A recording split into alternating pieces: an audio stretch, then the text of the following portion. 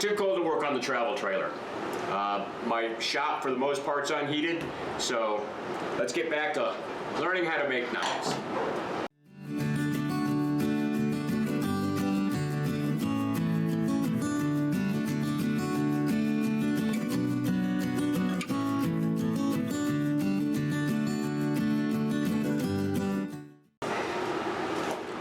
Well, I've had to postpone the trailer project. It's just getting too cold in here.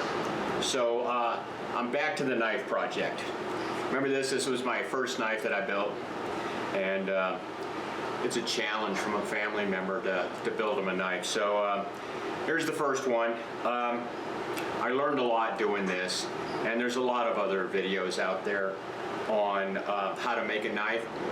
You might want to watch those because they know what they're doing and I don't. So this was going to be a three-step process. This one was going to be a prototype. The next one is going to be a pre-production unit, and then the third one is going to be the one that I give to my son-in-law. Now, I learned a lot while making this, and one of the very first things I learned is it's too little for my hand. So I went back to the drawing board and I came up with a little bit bigger knife. I've also decided that while doing that, I'm going to make a second knife. And the reason is sometimes you want to try different things during the process, and I want to do that. Now this knife here, this is it. This is my absolute favorite kitchen knife, and my wife doesn't know it, but this is one of our kitchen knives that's out in my shop right now. It's made by Pampered Chef, okay? I'll put the link in the description down below. And I just love this knife. I've got one at this is our northern location. I've got one down at our southern location. That way I won't forget it. Anyway, I really like this, so what I'm going to try to do is copy it. And just as a backup. So if this one fails, or for whatever reason I don't like this one, I've got a backup with a backup design. So I'm going to be doing a 2A and a 2B. Let's get to work.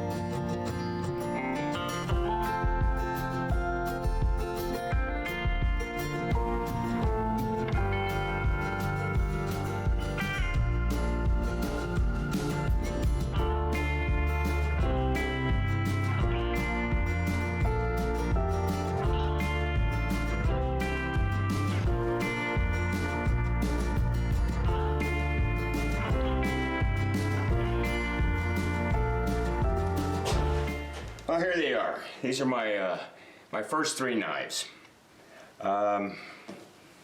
This here was the very first one, and as you can tell, it's just pretty basic. I was just trying to figure out how to shape things, and the handle's too thin, and I'm not using the right pins, and the finish is the wrong finish. Anyway, this is my first one. It's not hardened. It won't hold an edge. It's sharp. You can cut yourself on it, but anyway, there's the first one. And then instead of just building one for the second one, because I couldn't decide which way to go.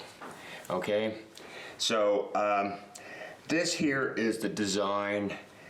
You can see where I was initially heading with it, and I like this design. The handle is much thicker. You can see the difference there. They're both made out of 1/8 inch stock. I went with the acid etch on this. You know, I'm not big into shiny knives. And for something that, you know, it's going to be used outdoors, and I went with the etched finish on it, the acid etched finish, and then sort of a stone wash. I didn't do the stone wash enough, and then I put an edge on. These are heat treated, so they'll hold an edge. Couple things I learned on this. One, this pen location here is in the wrong spot. It needs to be probably back and, well, definitely up. It's too low here. This is I forget how you pronounce it. Anyway, it's a resin and a burlap. I got that from Texas Knives. The metal is $10.95 on both of these, and this is zebra wood. Now, future knives, I'll probably stick with wood, and it'll probably be a hickory or an oak. I don't get much benefit out of going with the more expensive zebra wood on this. From an appearance standpoint, from a wear standpoint, it's a hardwood. So anyway, I didn't do the spine on this one. You can see the difference here. I got to go back and acid etch the spine on this. I did it on this. It's not nearly as dramatic as that, but I just wanted that little extra corrosion protection there. It'll wear off. You get a nice patina on it, but anyway, here they are. These are definitely not perfect. I've got a ways to go. Now, I'm going to take a break, and I won't be back on this till March. And in March, I'll probably redo these same exact knives and try to get them just a little bit better. There's things on this that I learned, like the radius and stuff, so it works better with my tools. And so I'll have 4 knives at the end of the day, and whichever one comes out the best, that's the one I'm going to send. Now, overall, the experience, I actually learned a lot. Now the steel, I got the steel. It comes in a 4-pack, and this is my 2 remaining pieces. I got them from Amazon. Had it here in a couple of days. The dowel pens, I got them from Amazon, and I didn't know what size, I didn't know what material. So this has aluminum, brass, and stainless in a variety of sizes. I didn't know what size, so I just got that. I'm going to stick with the 8mm. Why not? From the scales, like I said, I got this one here from Texas Knives. They've got a whole variety of stuff. This was supposed to be barbed wire, and everything on it said barbed wire, so I was expecting a different pattern. It just looks like burlap and some sort of epoxy. Well, it worked out fine, so good enough for me. I was just expecting a little more. This wood here, I was down at Rockler, and they had some zebra wood there. I thought it looked cool, so I just grabbed it, and that's fine. The heat treating, I just used that barbecue thing, and I don't know if I did it right or not, because I got these weird patterns in there in the metal, and I don't know if you can see it, but I've got these weird patterns in there, and it's not from the etching. The etching kind of amplified it, so I think it looks cool. Is it the right way to do it? No, which is probably why I can't do shiny knives, because they're gonna come out looking weird. Anyway, I like the way it turned out. From the heat treating standpoint, I got it up to temperature, and I don't know if it was hot enough. It was beyond non-magnetic. So then I quenched it. New Year's Eve, the neighbor deep fried a turkey, so I got the oil from him and I just did it in that. The etching, I used ferric chloride acid and water, 3 to 1. 3 parts water, 1 part acid, and it worked okay. Doing it over again, I'd probably do a 50-50 mix because I'm impatient. I like things to move quicker. And the finish on the resin, and there's a name for it. I don't know how to pronounce it, so I'm not gonna embarrass myself by saying it. The resin burlap one, I just used a plastic polish on it. I didn't buff anything because I'm not looking for high gloss. These knives are gonna be used. They're not gonna be wall hangers, and they're not carried on your hip so you look cool. These are gonna be used. And the wood, I do wood turning, and I have Mylan's high build friction polish. I just put some on here. If I didn't have that, I'd just put shellac on them because I like the way shellac tones the wood.